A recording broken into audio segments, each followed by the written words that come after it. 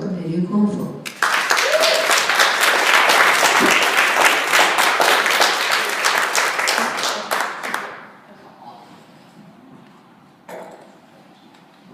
Hello, everyone. I'm just coming from the country of Oman, and so this is like a bit of a shock to my system because I've gone from heat, like dry Arabian heat, to this. But I'm doing well. I'm awake, which is good. Okay, so today I'm going to do something that I haven't done yet. I haven't done before. I'm going to read the beginning of my forthcoming novel, The Book of Phoenix. And let me tell you a little bit about The Book of Phoenix. It's a prequel to my novel, Who Fears Death.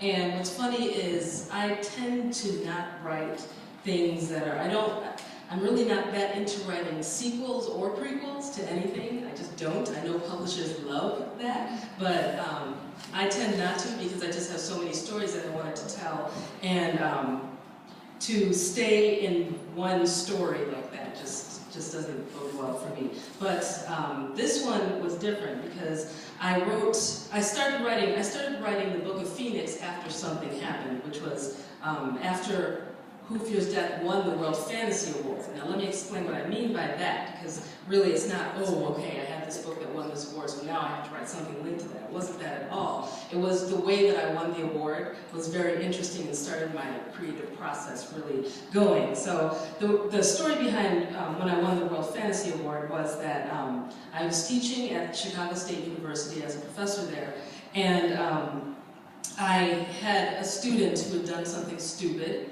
and wound up in jail. So this was the evening of the World Fantasy Award when it was being announced. I wasn't really paying attention because I totally had assumed that I had not won anyway, and my student was in jail. So I was going into the Cook County prison to see my student that evening. And so I knew that it was happening that night, but I wasn't really focusing on that. So when you go into the prison, you have to give your cell phone, you have to give all your stuff, you know, when you're in there. So you're kind of disconnected from the world temporarily. So I went into this prison to see my student, and this was a really smart student, and he was just going into graduate school, and so I went in there, and when I saw him, it just kind of brought the whole prison system and the issue of the prison system really it brought it forth because I ended up seeing just all of these young black men in jail, just festering, and I was very angry.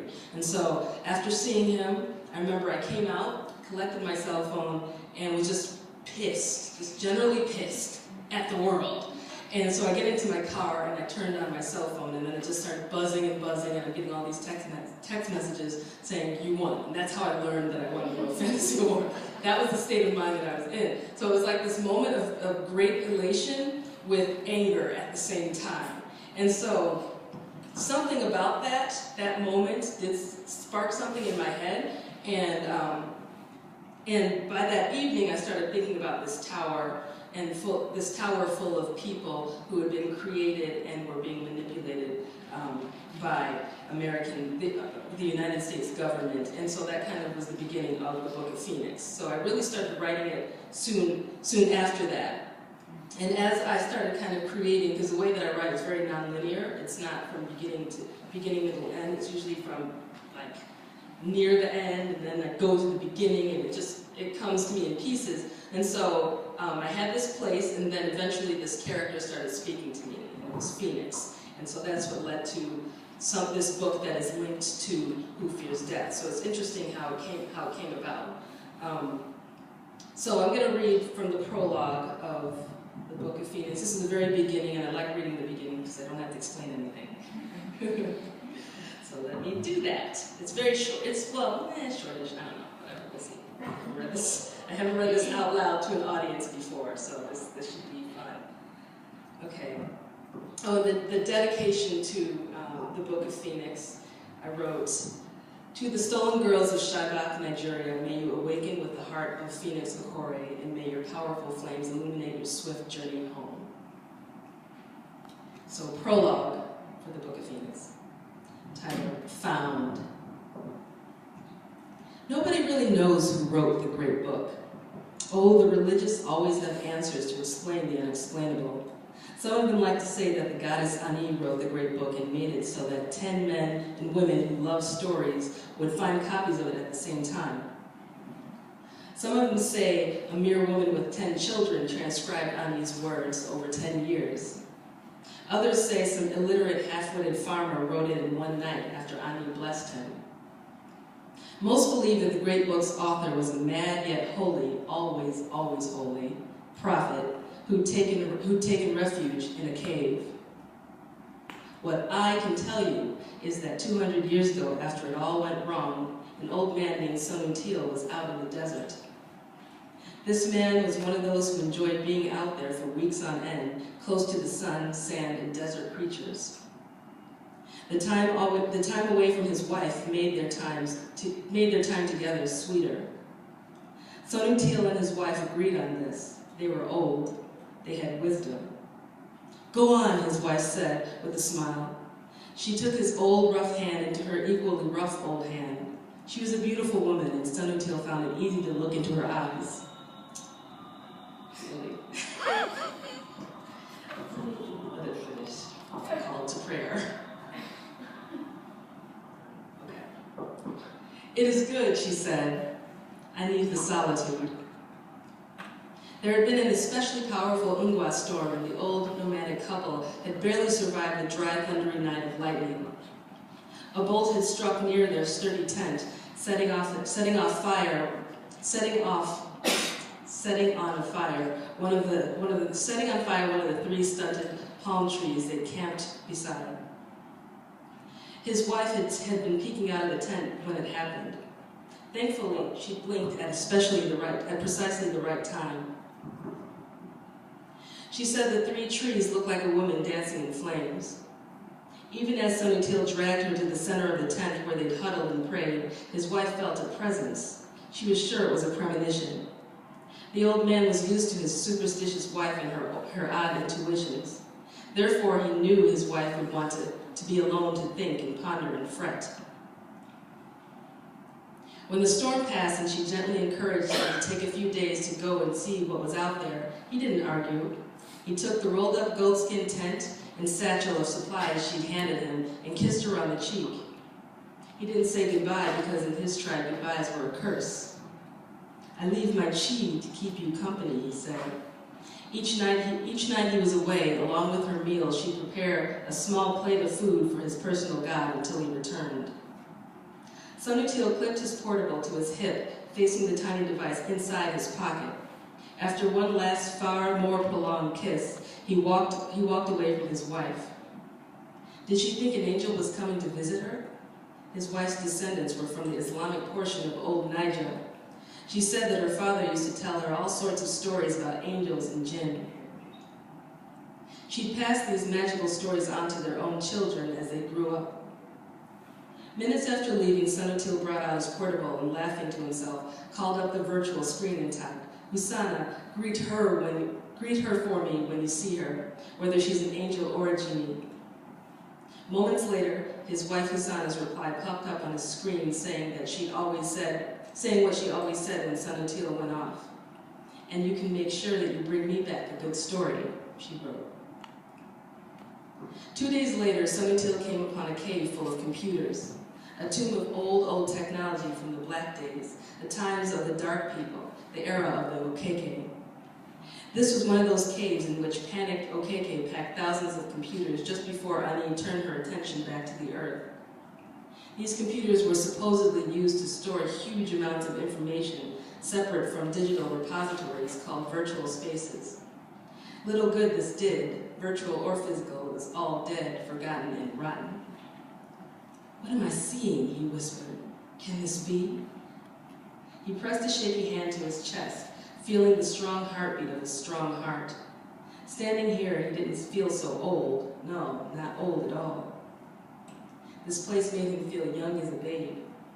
Nnedi, who was Okeke and therefore a descendant of the evil that caused the goddess Ani to bring the deserts, knew of the poisonous Black Days of their most poisonous genius gadgetry. However, he had always wanted to see these ancient computers with his own eyes. so he went in. The cave was cool and it smelled of dust, mineral oil, plastic, wire, and metal. There were ghosts here, and Sanutil shivered from the thought of them. Still, he approached these old machines. This was a story to tell his wife. The third computer that he touched sparked with life. Terrified, he snatched his hand from the on pad he'd accidentally brushed against and stumbled back. The gray hand-sized box softly hummed. Then it spoke to the portable clipped inside the pocket of his dusty pants. The portable pinged softly as it wirelessly received a large file from the computer. Sanutil blinked and then fled from the cave. A ghost had touched him. When he made it back to his small goatskin tent beside the baobab tree, only then did he dare look at his portable. He held the coin-sized device in his palm and brought it to his face, for his eyesight was poor. He squinted at the tiny screen. Next to the file that contained messages from his wife was a black icon in the shape of a bird that seemed to be looking over its shoulder. He tapped it with the tip of his finger, and a deep male voice began to speak in English. It was an audio file. Sanutil sat back in his tent, grinning with delight. My goodness, he thought, how strange. What are the chances? He knew this dead language, albeit the accent was very odd indeed. He brought up the virtual screen. The visual words that appeared as the audio file played were tinted red instead of the usual green. He put the portable on the blanket before him, and then he watched and listened. The voice read a table of contents as it digitally projected the words onto the virtual screen in front of him. Section 1, Mythology.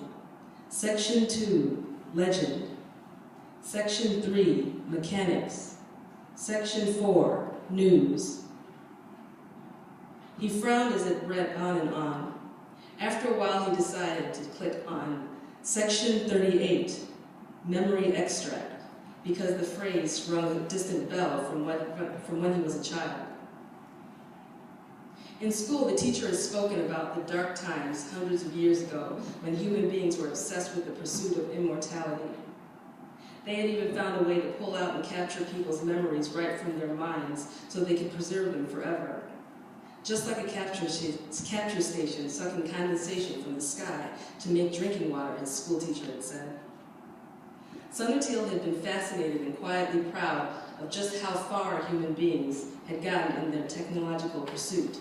Nevertheless, his schoolteacher had discouraged him from further research. Sanutil, she said, this was what led us to receiving Ani's wrath.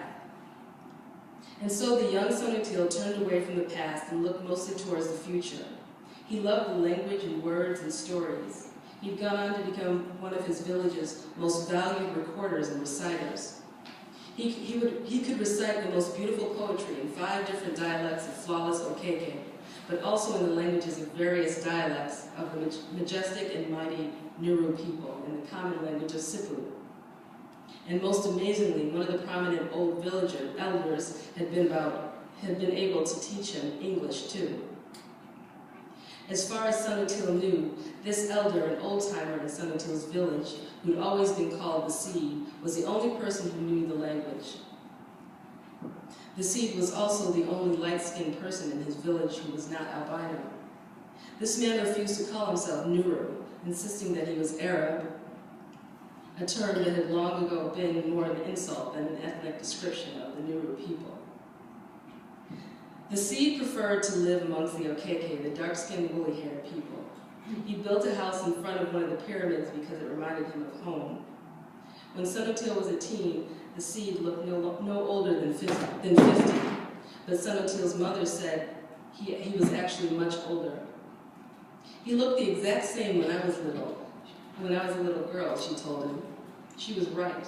Even now that Sanutil was an old man, the Seed still looked no older than 50. Sanutil was of a people who understood that the world was full of mystery. Thus, a seemingly immortal man living in the village didn't bother anyone. The Seed had an amazing command of the English language, and though he was moody and reclusive at times, he turned out to be a wonderful teacher. Sanutil went on to read the only 2 English texts in the entire region, both of which were owned by the sea. One was an anthropology book titled Virulent Diseases of the Mars Colonies, and the other book was about indigenous rock sediments. Despite the dryness of the subject, Sanutil loved the rhythm of English.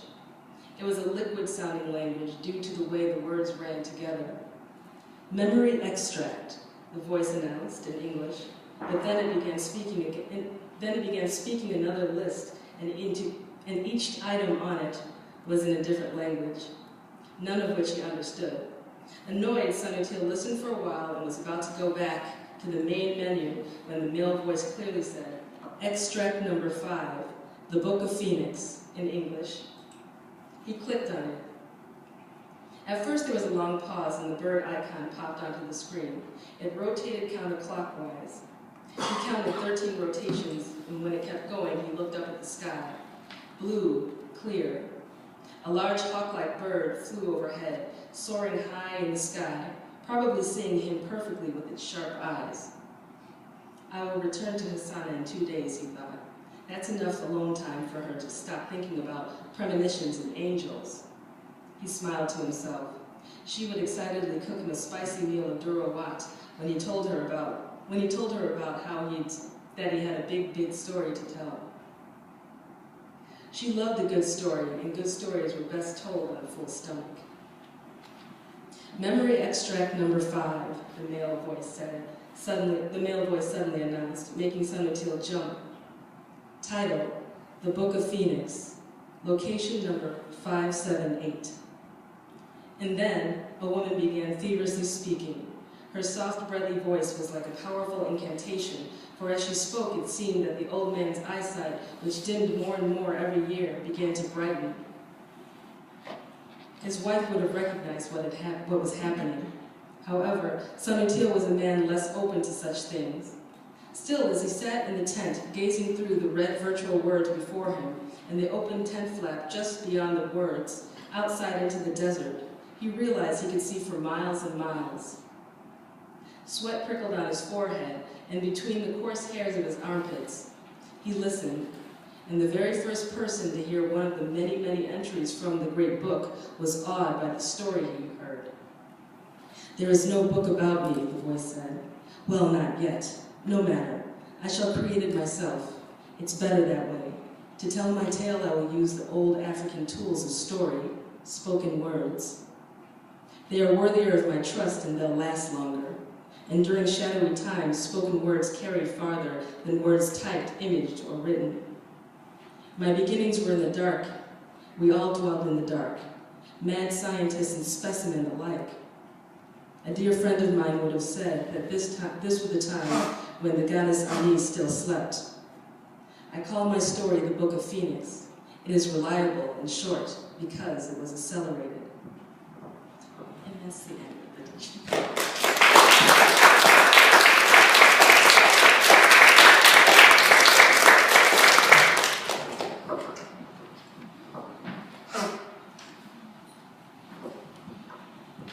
So that's the beginning, and then the story goes on to tell Phoenix's rushed and hurried tale.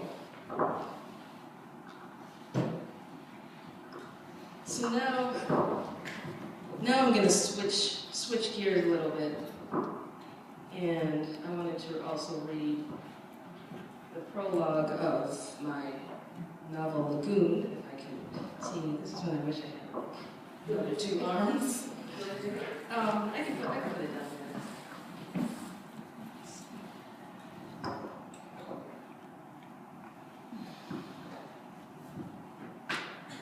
Okay.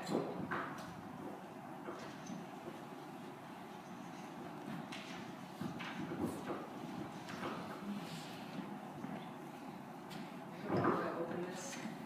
Yes, can you give it a My copy wasn't up there. I think I might have left it in the car. Yeah, I think I might have left it in the car. Well, I'm going to buy one anyway, so. Okay, so I can open it. Okay, so I'm going to read the prologue of my novel, Lagoon. To tell you a little bit about Lagoon, Lagoon has its own story. Oh boy, does it have its own story. Okay, so Lagoon is, the easiest way to describe Lagoon is it's an alien invasion happening in the country of Nigeria, specifically in the city of Lagos. And the inspiration for Lagoon, well, it started with when I saw the movie District 9 and hated the portrayals of Nigerians in that movie. And a lot of times, a lot of my stories usually start off with me being angry about something. And so then I took it from there, and I started thinking about how just aliens and alien invasions in the country of Nigeria, and how would Nigerians really react to them. And so that's really the origin of what became Lagoon. Lagoon first started off as a screenplay for a Nollywood director. Nollywood is Nigeria's film industry, and so I'd written some screenplays for this director before, and I wanted him to do something with science fiction, so I started writing this story that I had in my head. I started writing it as a screenplay, and then just the whole format of the screenplay was so restrictive that eventually I just jumped the rails and just started writing it as a novel, so I can do all the stuff that I wanted to and not worry about budgets and stuff like that. Because I wanted monsters, and so, you know, come on. So,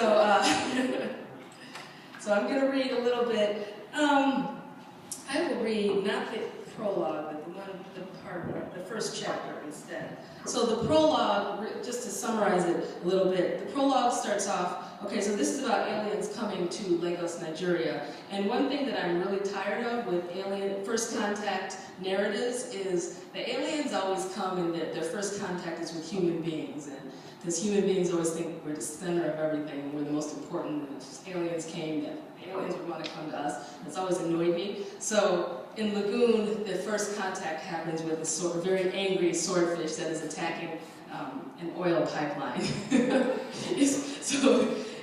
Stories are always good to start in the middle of stuff. So this swordfish was not, it was just pissed off and was attacking this pipeline because it felt like this pipeline is polluting its home. So it's in the middle of doing that, and then it meets aliens, and then aliens do stuff to it. So yeah, so that's how it begins, and so that's the prologue, and it's from the point of view of a swordfish, because I like doing that. And so, so I'm going to read from, and so when the swordfish encounters these aliens, there's a big boom sound that happens, sort of like a sonic boom. So, yeah, that's all I can say for that. Okay. You sure I can open this? Okay. Okay.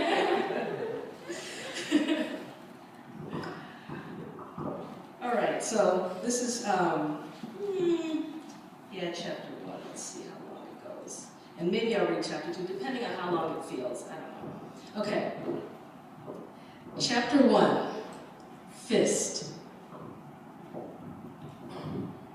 It was an eerie moment as Adora and the two strange men arrived at the same spot, right before it all happened, exactly 3 yards from the water at exactly 11:55 p.m., January 8th, 2010. Adora came from the north side of the beach. The tall veiled man came from the east, the bloodied man wearing army fatigues from the west.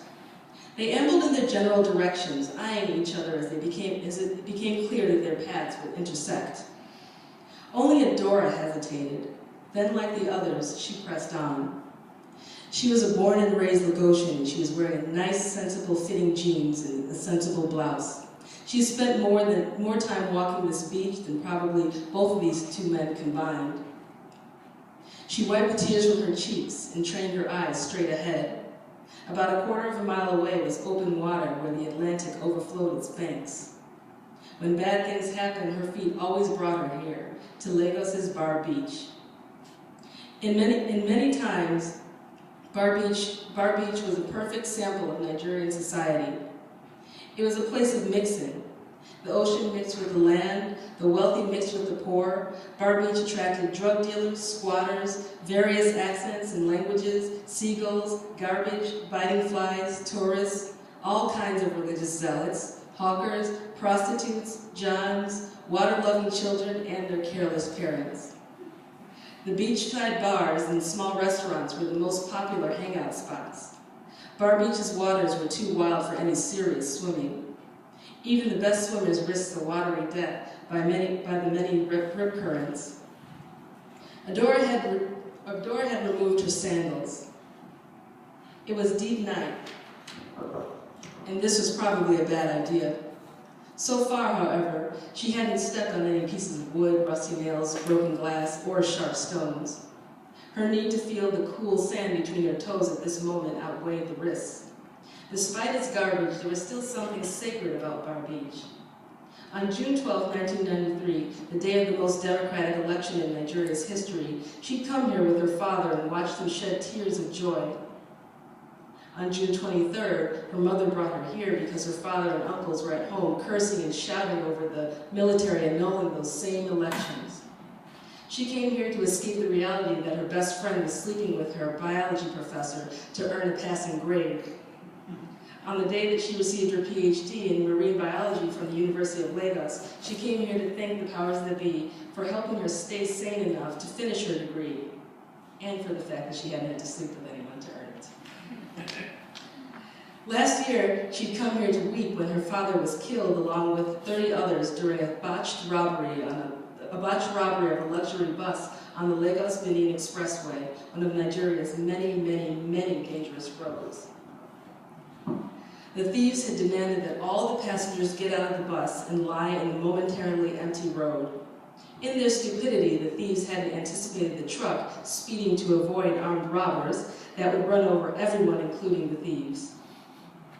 And now Adora was here at Bar Beach because her loving, perfect husband of 10 years had hit her. Slapped her really hard, all because of a hip-hop concert and a priest. At first she stood there stunned and hurt, cupping her cheek, praying the children hadn't heard. Then she brought her hand up and slapped him right back. Shocked into rage, her husband had leapt on her. But Adora had been ready for him. By this time, she wasn't thinking about the kids. She didn't know how long she and her husband had scuffled like wild dogs on the floor. And the way the fight had ended, it wasn't normal. One minute they'd been brawling, and then the next, her husband was mysteriously stuck to the floor, his wrists and ankles held down as though by powerful magnets. As he screamed and twisted, Adora had gotten up, grabbed her keys, and run out of the house. Thankfully, their Victoria Island home was only minutes from Bar Beach. She rubbed her swollen cheek. Even on her dark skin, the redness would be visible. She set her jaw and tried to ignore the two men coming from her right and her left as she walked towards the ocean. After what she just dealt with, she wasn't about to let any man get in her way. Still, as she got closer, she ventured a glance at the two of them. She frowned. The man in the military uniform looked like he'd already seen plenty pepper. He reminded Adora of a whipped lion. Blood dribbled from his nose, and he wasn't bothering to wipe it away. And half his face was swollen. Yet he had a hard, unshaken look in his eyes. The other man was a tall, dark-skinned scarecrow of a fellow wearing a black and white veil. Maybe he was a Muslim. He was scrutinizing the approaching beat-up-looking soldier more than he was her. Each of them walked in their respective straight lines, each heading towards each other. Adora squinted at the man in the veil. What is it about him, she thought, as she walked towards the sea. Something. But she didn't slow her gait, and so the three of them met.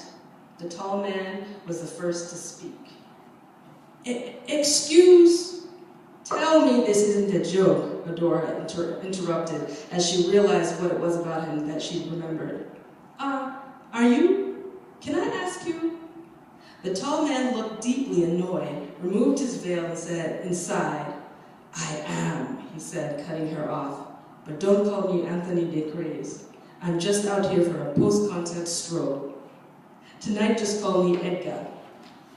Now, wow, she exclaimed, laughing, reaching up to touch her throbbing cheek. You wore that scarf on your album, didn't you? After what had happened at home, it felt surprisingly good to laugh. I was supposed to be at your concert tonight. At some point, her husband Chris had changed his mind about letting her go to see the Anthony de Craze concert with her best friend Yemi, because he barred her way when she tried to leave. "Since when do I need your permission to do anything, anyway?" she'd said to her husband, taken aback. Then came the slap.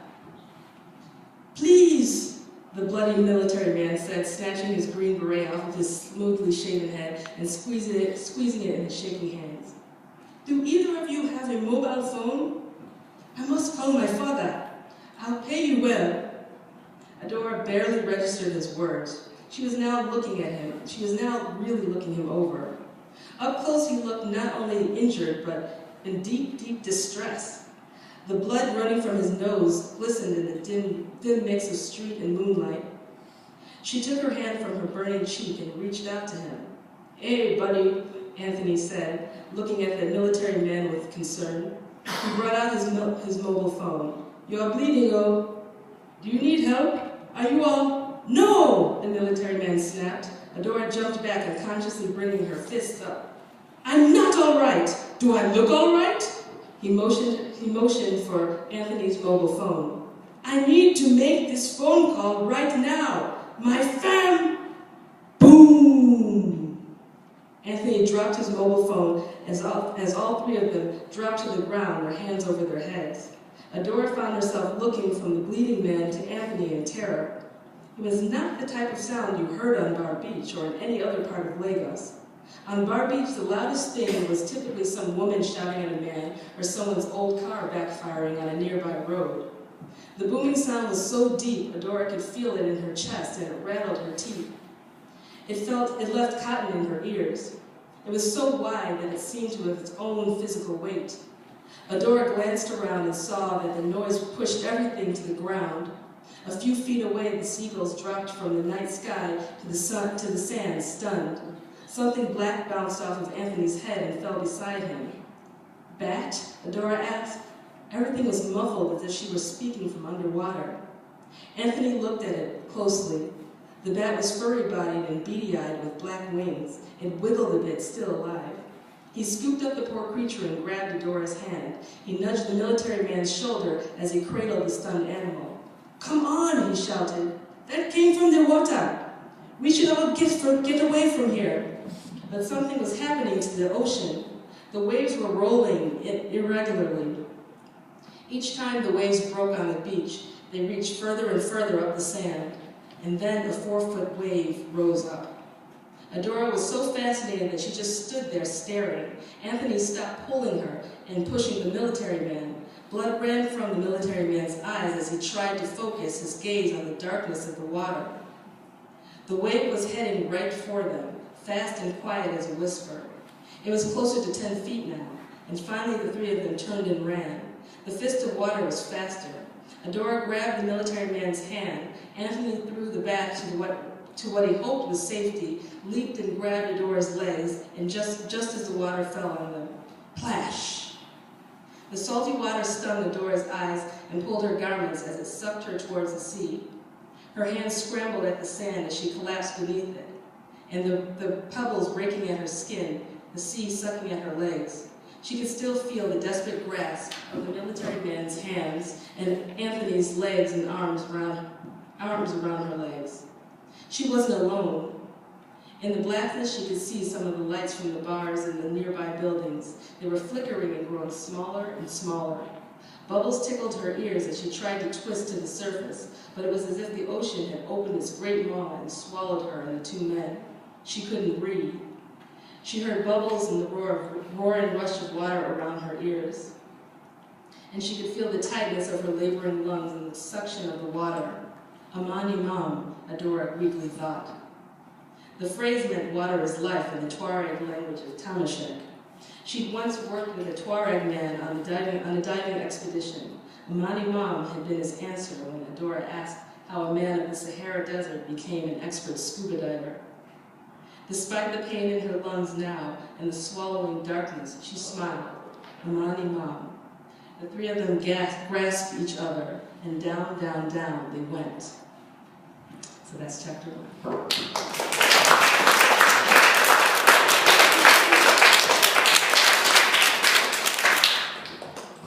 How much time do we have?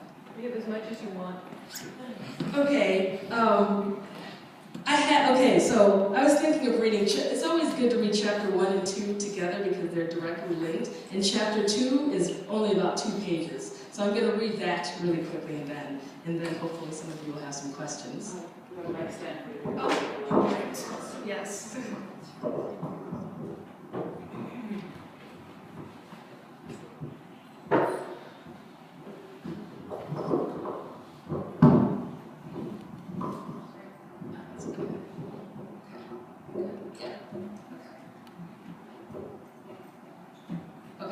Do I sound okay?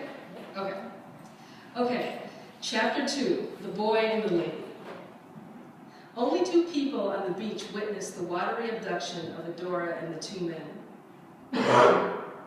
One was the... Should I get closer? Yeah, okay. Okay. One was a young boy. Just before the boom, his guardian had been standing several feet away, having a heated discussion with one of the owners of the shack selling Merril, mainly Orange Fanta and Coca-Cola. The boy was staring at something else. His stomach was growling, but he forgot about his hunger for the moment. In the moonlight, he couldn't clearly see the creature, but as it walked out of the water, even he knew it was not human. All his mind would register was the word smoke. At least until the creature walked up to the quiet beach and stepped into the flickering light from one of the restaurants. By then it had become a naked, dark-skinned African woman with long black braids. She reminded the boy of a woman whose purse he'd once stolen. She'd stood there for several moments, watching the 3 people who came from 3 different directions and ended up standing before each other. Then the strange woman creature silently ran back to the water and dove in like a Mami Wata. Rubbing his itchy head, the boy decided that he was seeing things, as he often did when he grew confused. He flared his nostrils and breathed through his mouth as he tried to focus back on reality. The great booming sound rattled his brain even more, and then came the wave that looked like the hands of a powerful water spirit. The boy saw it take the 3 people, 1 who was a woman and 2 who were men. And just before it did, he saw one of those people throw a black bird into the air that caught itself and flew into the night. Nevertheless, he could not speak or even process any of this information, for he was both mute and mentally handicapped. He stared at where the 3 people had been and now were not, and then he smiled, saliva glistening in the left corner of his mouth, because somewhere deep in his restrained brain he had a profound understanding that things around him were about to change forever, and he liked this very much. The other witness of the abduction was a young woman named Fisayo. She was a hard-working, book-reading secretary by day and a prostitute by night. She too noticed the creature woman who emerged from the water, and she too thought the word smoke, but she also thought shapeshifter. "I am seeing the devil," she whispered to herself. She turned away and dropped to her knees. She was wearing a short, tight skirt, and the sand was warm and soft on her shins and kneecaps. She prayed to the Lord Jesus Christ to forgive her for all of her sins and take her to heaven, for surely the rapture was here. When the boom came, she shut her eyes and tried to pray harder. The pain of death would be her atonement. But deep down, she knew that she was a sinner and there was nothing that would ever wipe that away. She got to her feet and turned around just in time to see the woman and the 2 men snatched up by a huge fist of water. Just before it happened, one of them had released something black and evil into the air like a poison. She stood there staring at the spot where they had been and no longer were. She waited for the water to take her too. The fist had to be the hand of Satan, and she was one of the biggest sinners on earth. Oh, the things she had done so many, many times. Sometimes it was just to fill her empty belly. She trembled and started sweating. Her armpits prickled. She hated her tiny skirt, tight tank top, red pumps, and the itchy straight-haired brown wig on her head. When nothing happened, she went to the nearest bar and ordered a cranberry and vodka. She would anxiously tell her next John, a businessman from the United States, what she had seen, but he wasn't interested in anything she had to say. He was more interested in filling her mouth than watching it flap with useless, dumb words.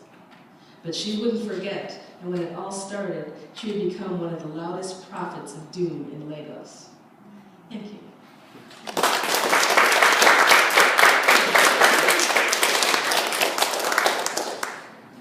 So now, I guess I'll open it up for any questions anyone might have, any concerns, any thoughts. Or I can read a little more. Would you like me to read a little more? Or okay, all right, let me keep going. Okay, I will read from, oh boy, now we got the book problem again.